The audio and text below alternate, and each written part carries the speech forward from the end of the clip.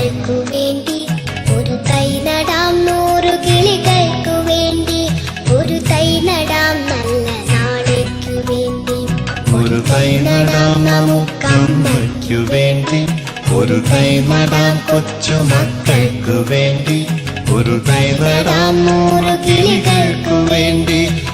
മുന്നറിയിപ്പ് നൽകി പറയുന്നത് അതിന്റെ മുദ്രാവാക്യത്തിലൂടെയാണ്. എന്താണ് ആ മുദ്രാവാക്യം? നിങ്ങൾ ശ്രദ്ധിച്ചിട്ടുണ്ടല്ലോ. എന്താണ്? ഭൂമിയുടെ പുനഃസ്ഥാപനമാണ്.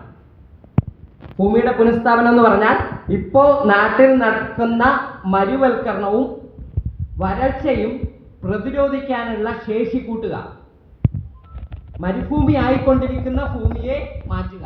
അല്ലെ, നോക്കൂ, ചൂട് കൂടിയാൽ ഒരു വർഷത്തിൽ കൂടുതൽ സമയവും ചൂട് നിലനിൽക്കുന്നു. ചൂട് താപനിലയിൽ ഭീകരമായ മാറ്റം. ഏതാണ്ട് ഇപ്പൊ ഡൽഹി വെന്തുരുകയാണ്. കുടിവെള്ളം ഇല്ല ഡൽഹിയിൽ. തൊട്ടടുത്ത സംസ്ഥാനങ്ങളിൽ നിന്നൊക്കെ വെള്ളം അവിടേക്ക് ചോദിച്ച് സംസ്ഥാനത്തെ മന്ത്രിമാർ മറ്റ് സംസ്ഥാനങ്ങളുടെ മുഖ്യമന്ത്രിമാരോട് യാചിക്കുകയാണ് കുടിവെള്ളം എത്തിക്കാൻ.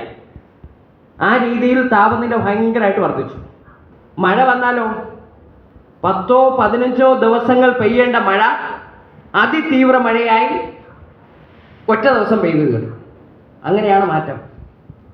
കേരളത്തിൽ നോക്കൂ, 2017 ഓക്കി വരുന്നു, 2018 ഭയങ്കര അതിപ്രളയം, 2019 തുടർച്ചയായ മഴയാണ്. ഈ ഒരു തൈ നടാം നമുക്കമ്മയ്ക്കു വേണ്ടി ഒരു തൈ നടാം കൊച്ചു മക്കൾക്ക് വേണ്ടി ഒരു തൈ നടാം 100 കിളികൾക്കു വേണ്ടി ഒരു തൈ നടാം നല്ല നാളേക്കു വേണ്ടി.